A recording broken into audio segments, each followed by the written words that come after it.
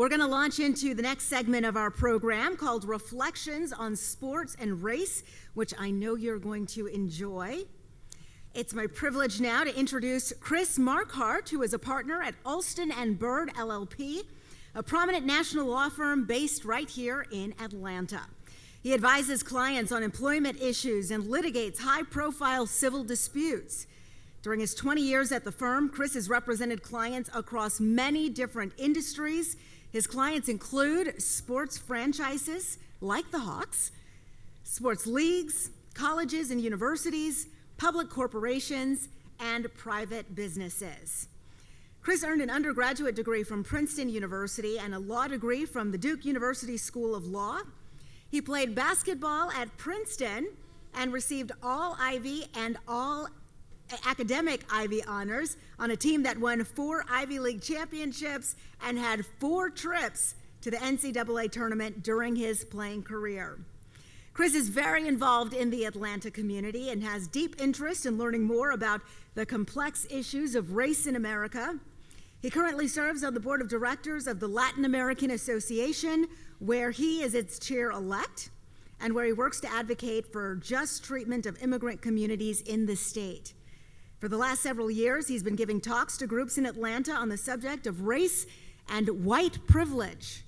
Let's give a big round of applause for Chris Marquardt.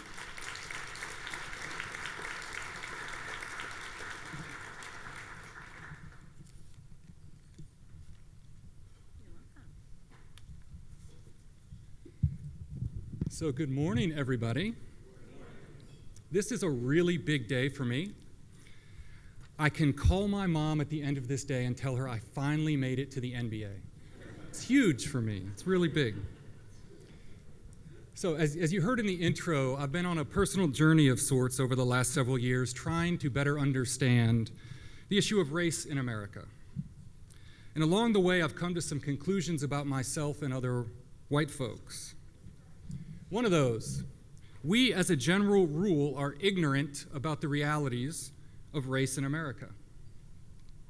And to be clear, I choose that word intentionally, the word ignorant, and I mean the dictionary definition of ignorance, lacking knowledge or awareness in general, uneducated or unsophisticated.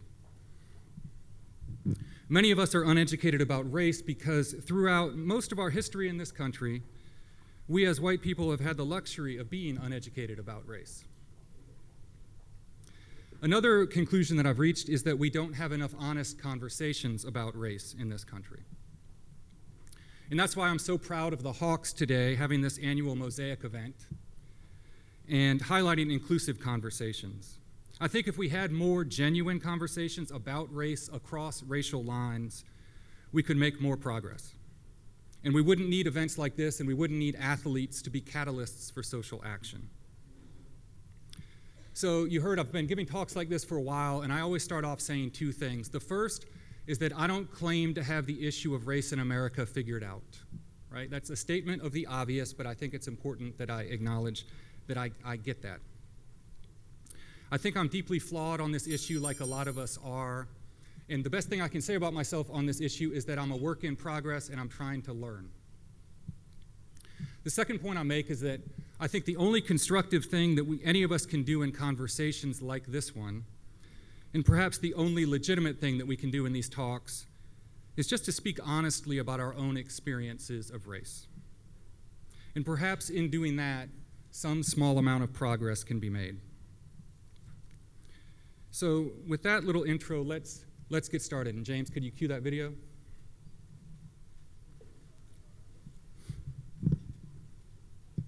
Who am I? Why am I here? So that is Admiral Stockdale back from the 1992 vice presidential debate. And I play that because as you looked at your programs today, I'm thinking if you got to the part where I was going to be speaking, you might have asked yourselves those questions. Who is this guy? And why is a white guy coming to talk to us about race? Those are legitimate questions. So let me tell you a little bit about my story. So just spoiler alert, I am white, right? And you can see that. That's my family. We're really white. We're like Fred and Daphne white from the Scooby-Doo gang. And even when we do basketball, we're still really white, right? I mean, this was Halloween a couple years ago, and I had this weird, like, John Concat, Kurt Rambis hybrid thing going on for the old school Hawks. Can't explain it, but that's how it comes out sometimes. And so I've been doing this work for a while, and I do it with a group of folks that are from different races, different backgrounds. And we were planning the talk one year, and he said, "Chris, you should speak this year." And I said, "Why?" And he said, "Well, because you're white." I said, "Okay. There are other white guys," but he said, No, Chris, you're unambiguously white." I didn't really know what he meant, but I think that means I'm really white. So I was born in Clearwater, Florida, which is down in the Tampa Bay area. I'm 46 years old. I grew up on Clearwater Beach. Actually from a little town called Bel Air, Florida, which is this golf course community in the area. Upper middle class, white. Literally, all white. And I went to private schools my whole life as I was growing up, which in my hometown, at the time at least, meant I went to all-white schools as a kid. Let me give you an example. This is not a stock photo from an alt-right website. This is my preschool class when I was 4 years old. I am up in the right corner of the screen, that little red-headed face you see up there, that was me. And by the way, the cute girl with pigtails down at the bottom of the screen on the left side, she's done all right for herself over the years. In fact, she took the fashion world by storm when she invented footless pantyhose and made a little bit of money and eventually bought a piece of this franchise. So that's Sarah Blakely. We were in the same 4-year-old preschool class. So we had some diversity. We had billionaires and like millionaires or, other folks. That was our diversity. It was good. The truth is, I never sat in a classroom with an African-American student until I was a freshman in college. When Princeton becomes your model of diversity, something is messed up, right? But that was my experience growing up. I had no black friends as a kid. I was completely ignorant about issues of race. I was growing up in this artificial, whitewashed world. But the thing about it was I'm tall, right? I'm 6'8", and I had some game, at least in my own mind and in my mom's mind. And so I played basketball, and basketball became for me a first step that introduced me to kids outside of this little lily-white world in which I was growing up. So my mom was an athlete. She was a tennis player and a basketball player.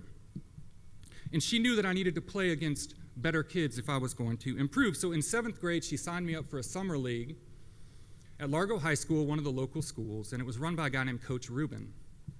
Big, impressive African-American coach of this team, and it was the first person of color who was an authority figure in my life. And I learned a lot playing basketball there and playing with kids that were different than me. Played on AAU teams, played on this team called Team Florida where we went around to some national tournaments, spent time with folks that are different than me. And so the point of all that is, for me, the sport of basketball became a portal into a world that existed beyond my daily experiences, beyond the white bubble of my childhood.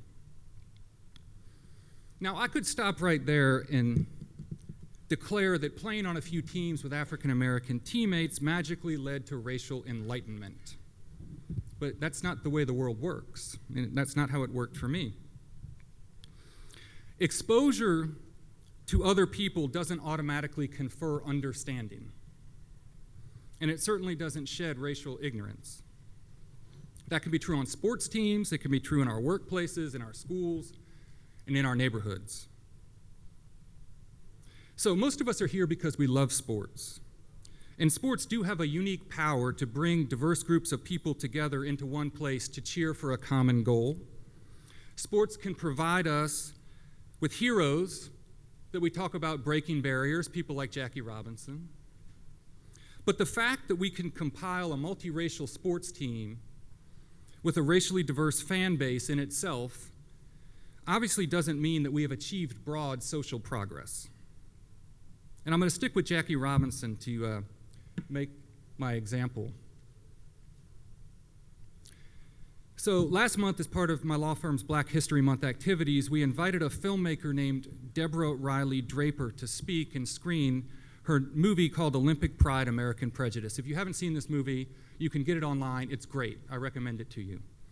It's a documentary about the 1936 Olympics in Berlin that were hosted by Hitler in the lead up to the Second World War. So like many of us, I'd heard the story of Jesse Owens running in the Olympics and winning a medal. But I didn't know that our Olympic team actually had 17 other African-American athletes in 1936. And I didn't know that one of them was a Georgia native named Mac Robinson, Jackie Robinson's big brother. Nor did I know that many newspapers in the United States didn't cover those athletes as they competed in the games, or intentionally omitted reference to their race when the medals they won were mentioned. The film notes this great irony that for this group of 18 African-American athletes, they had far more freedom in the Olympic Village in 1936 Berlin, for the short time of the Olympic Games at least, than they did in their American hometowns during this era of Jim Crow. And so to me, this highlights a reality that we all know if we care to think about it. Celebrating athletic accomplishments and celebrating our so-called sports heroes isn't the same thing as recognizing the full humanity of those athletes that we're watching on the court.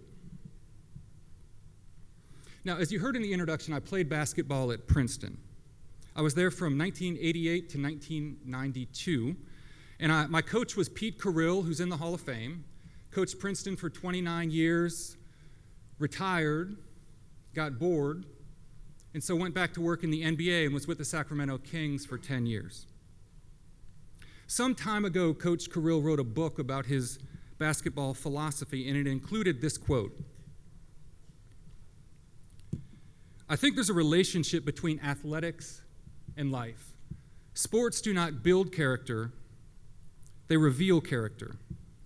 They can help you realize who you are, what your potential is, and maybe what it is you have to change about your habits to realize your full potential." Now, as I understand it, that line about character wasn't like unique to Coach Carrill, but it was central to his beliefs. The thought is this: when you take a college kid and you put him on the court to play basketball, you're not teaching him about life. Instead, by watching him play, you're learning about his life. Is the kid tough? Is he a hard worker? Is he going to quit in the face of adversity? Or is he going to keep shooting when it's the right shot, even if he missed the last 8? That's what Coach meant, I think, when he said, sports reveal character. So I want to take that quote and flip it now to the issue of race in sports, and to our theme today of sports as a catalyst for social action. Because like Coach, I do believe that there's a relationship between athletics and life. So here it is. Sports do not cure racism. They can't. They can reveal racism in our society, however. Sports can help us realize who we are as a society on issues of race. They can help us see what our potential can be when it comes to racial inclusion, but they can also show us our limitations and our flaws. And in that way, they can help us realize what it is that we need to change about our habits as a nation and the way that we interact with each other on issues of race, so that we can get a little bit closer to realizing our full potential as a people. If we're going to have an honest conversation, I think we have to realize that sports can simultaneously bring out the best in us and reveal the worst in us when it comes to the issue of race. So what do I mean by that? Okay, we're here on a Tuesday, right? March Madness starts tonight. It's the time of the year to talk March Madness, so let's talk March Madness. My freshman year, I was on a Princeton basketball team that won the Ivy League championship. As our reward, we got the privilege of playing Georgetown in the first round of the tournament. Now, this isn't just any Georgetown team, right? This was the #1 team in the country, led by Big East Player of the Year Charles Smith, as their guard, and two big men that you've probably heard of, one named Alonzo and the other named Dikembe, right? And that's just three of their players. These guys were good. They were big, and they were talented, and they were coached by John Thompson the father, not JT3. And so you had the legendary John Thompson, this embodiment of a strong, successful, unapologetically proud black man as the coach. And, so people would talk about this team that it had swagger. These guys knew they were good. They were good. So we were the number 16 seed, and as you might know, a 16 seed has never beaten a number 1 seed in the tournament. That was true in '89. That's true today. So spoiler alert, we lost. We did not win that game. But we lost by 1 point, and we were winning by 8 points at halftime. And when they cut to the studio break at halftime, Dick Vitale was literally speechless, which doesn't happen a lot if you've watched Dick Vitale, right? That game was the highest rated television audience for a basketball game ever for ESPN at the time. And as told in this Sports Illustrated article that was written a couple years ago at the 25th anniversary of that game, the game was credited for saving automatic bids for small conferences in March Madness. It's also credited for convincing CBS that it needed to cover the first rounds of the tournament. And so 2 or 3 months after the tournament ended that year, CBS signed its first $1 billion contract with the NCAA. By the way, I'm still waiting for my royalty checks. They have not come in, so I'm practicing law in the meantime. But what was it about that game that made it so special, and that had both Sports Illustrated and Time Magazine writing about it 25 years later? It certainly was not my on-court performance, I can assure you. I was a freshman, and I did not get off the bench in that game. Now, as an aside, neither did Dikembe, so we scored the same amount of points and played the same amount of minutes, and he's in the Hall of Fame, so I got that going for me. Now, it was certainly a great basketball game.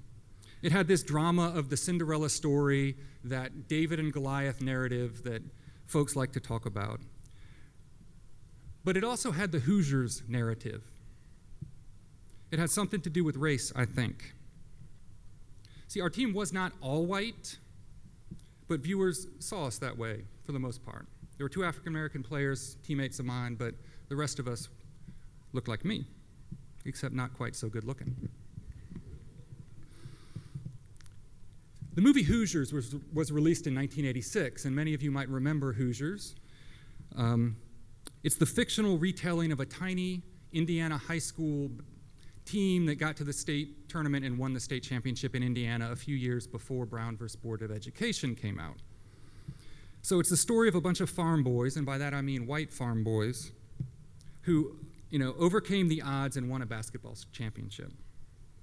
I think a lot of people love the end of that movie. I watched it a lot in high school. And I think in our game against Georgetown, people were looking for that same kind of ending. I believe that many people who watched our game, at least many white people, were drawn to it because they watched it through a lens of race. Now, that fact comes through in a couple of quotes that were included in this article in Sports Illustrated. One is from a guard at Georgetown, Mark Tillman. And he said, "Everybody wanted to see the underdog beat the controversial coach. Not just Georgetown, but Coach Thompson. Take it a little farther. White against black." Now, one of our assistants, our first assistant, was a guy named Billy Carmody, who's a fabulous basketball coach. Coached our head coach at Princeton after Carrill retired, was the head coach at Northwestern for many years, and now is the head coach at Holy Cross. And they gave this quote from the sports information director at the time. "I remember Billy saying that the basketball office afterward had gotten calls from wackos who were so glad Princeton did this against a predominantly black team." Now, truth be told, this wasn't just a view held by people on the fringe of society, I don't think, that we can call wackos and easily dismiss. I think plenty of seemingly respectable white folks felt the same way. So let me contextualize that game for us a little further. We played this game on St. Patrick's Day. It was Friday night, March 17th, 1989. We were in Providence, Rhode Island. So you have Providence that had Providence College, a Big East rival of Georgetown at the time. The game after us that night was Notre Dame against Vanderbilt. Okay? So we're in this town with a big Irish community. You have this game going on. Folks have been drinking for St. Patrick's Day all day. And if you weren't a Georgetown student or alum, you hated Georgetown and you really wanted them to lose. So there was some energy in that gym. Now, we lost. We did what we had to do after the game. And so some of us then went out in Providence. And at the end of the night, we joked that this must have been what it would have been like to play basketball at a real Division I school.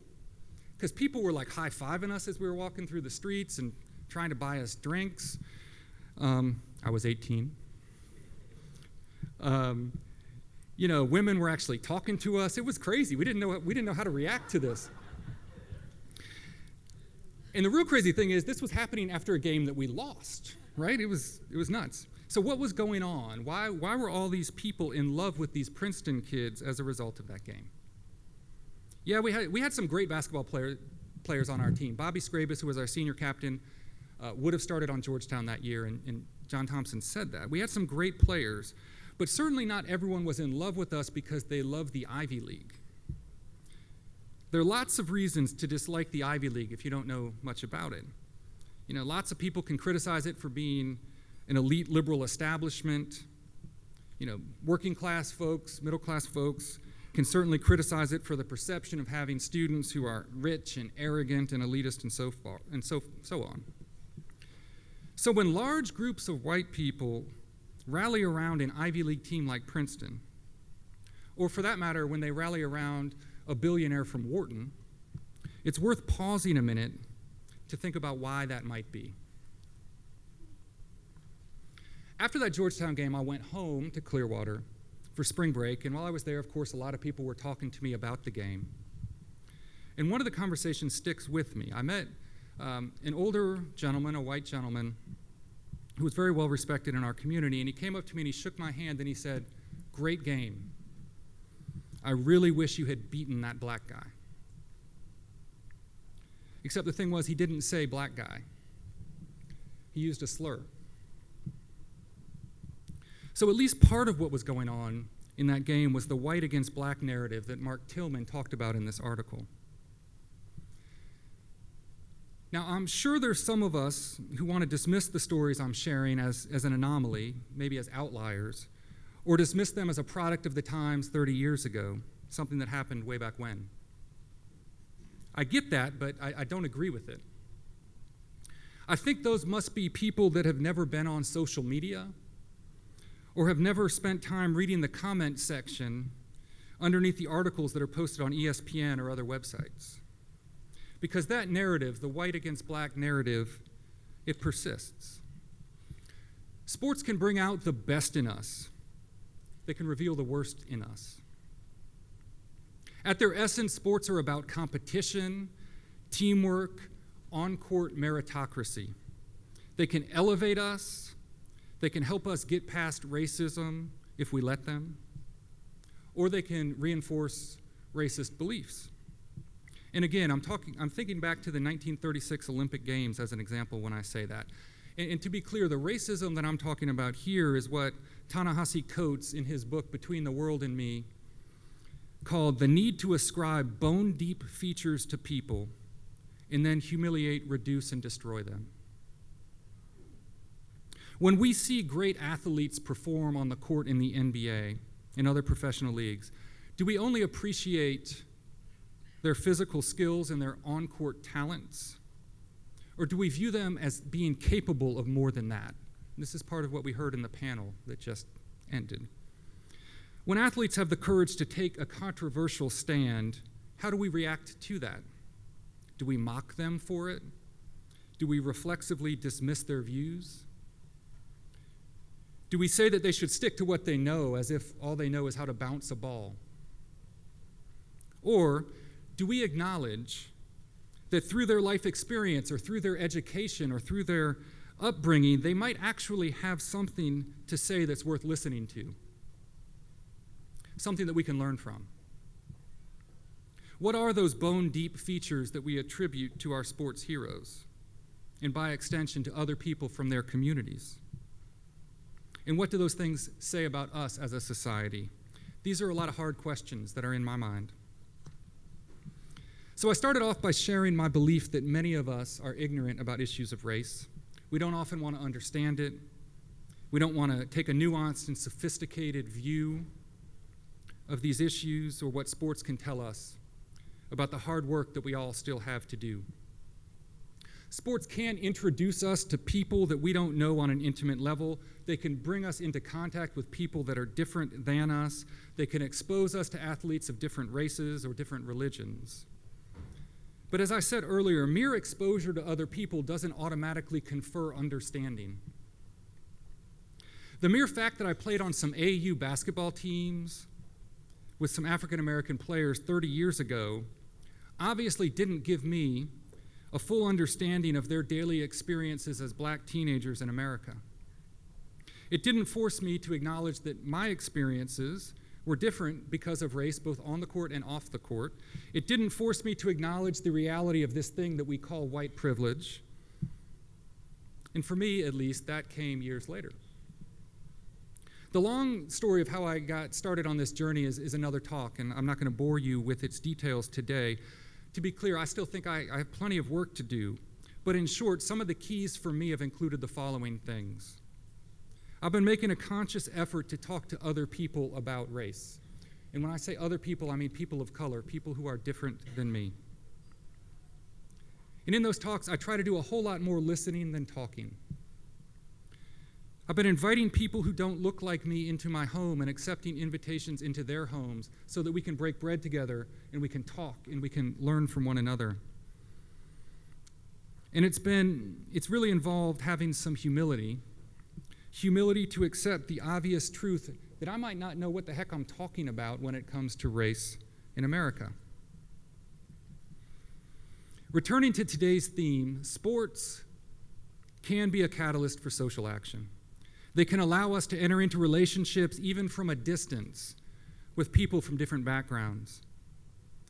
And they can make us care about different people at some level. And in that way, sports can help us shape our culture. But let's be real, they can't transcend our culture. I think that helps explain why last June, we could have what amounted to a national day of mourning for Muhammad Ali, someone we all call the greatest. And then, just 8 months later, we can detain his son at airports in Florida and in D.C. with repeated questions about his name and his religion. With questions, that's asking, are you one of us? Are you a real American? Professional sports showcase world-class talent of gifted men and women. And in the process, though, they can present that danger of exceptionalism.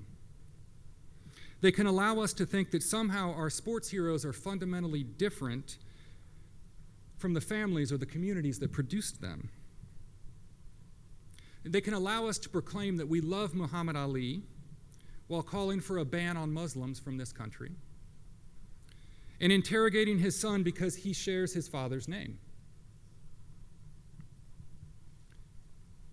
Players accomplish great things on the court, and we celebrate them when they do it. We wear their jerseys, but we can do that, and often we do that, without looking at a bigger picture.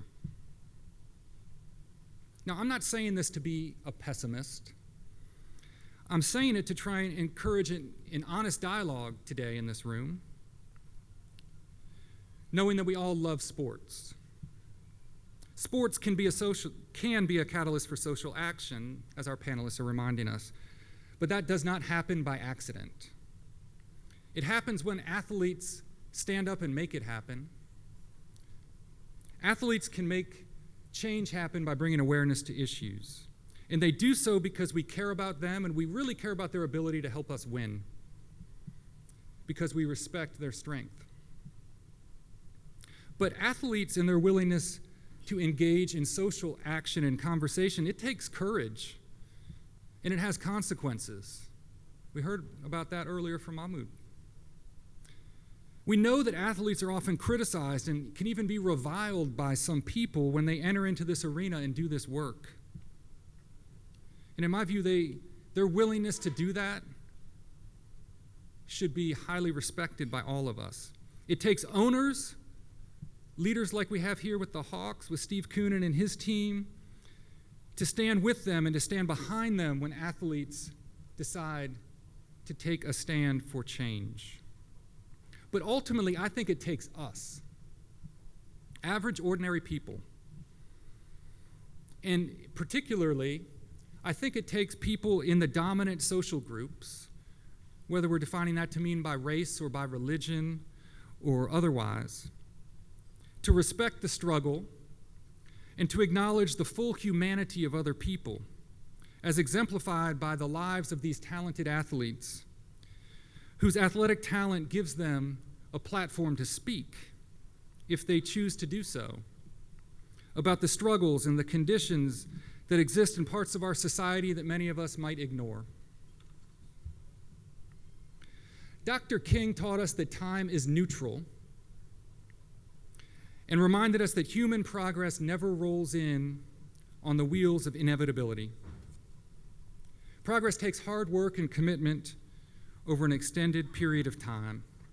So let me close with these thoughts. I believe that we are at a pivotal point in our nation's history. As we all know, there's been a lot of talk about race in the presidential election going on. And in my mind, it's an open question whether, to quote Dr. King again, time is going to be used more effectively by people of goodwill or people of ill will. I believe we can make more progress on issues of race in this country, and the fact is we have to. And in saying that, I'm not even focused on the moral issues that drive me and many other people. We have to make progress, if for no other reason right now than the shifting demographics that exist in this country. The love we have for our sports teams and the love we claim to have for our star athletes can help move us in that direction. But really, it's unfair for us to look to our young athletes to be catalysts of social action. We can't put that burden on these 20-somethings to change systems and beliefs that have been in place for hundreds of years. It's going to take a lot of folks that look like me, a lot of folks that look like you, to keep working together to continue making progress. Social action by a few can lead to change, but that can only happen if the many have the will to work across traditional boundaries and be part of that change. So the question for me today, and the question for all of us in this room, I think, is, do we have the will? Thanks for your attention.